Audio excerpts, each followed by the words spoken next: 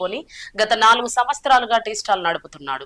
ఈ రోజు ఉదయం బతుకమ్మ షూట్ వద్దకు వచ్చిన Sircilla collector Sandeep Kumar tea stall వద్ద కేటీఆర్ ఫోటో చూసి ఆగ్రహించిన కలెక్టర్ దానికి ట్రేడ్ లైసెన్స్ ఉందా, హోటల్ బంద్ చేపించు అని మున్సిపల్ అధికారులకు చెప్పారు.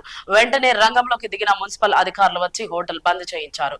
స్థానికులు ఇదేం న్యాయం అని ప్రశ్నించగా మాకు అవన్నీ తెలీదు, కలెక్టర్ చెప్పాడు బంద్ చేయించామని మున్సిపల్ అధికారులు సమాధానం చెప్పడం జరిగింది.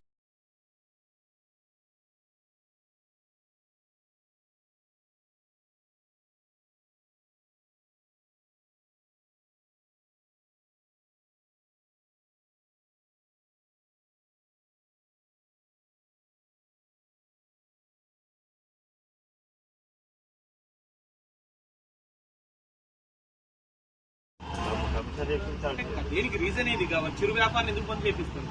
అది నేను అడుగుతా. దేనికి రీజన్ అయితే నువ్వు చెప్పాలి కదా. ఇప్పుడు వచ్చి చెప్పేటప్పుడు నువ్వు వాళ్ళకి ఏం చెప్పలేదు.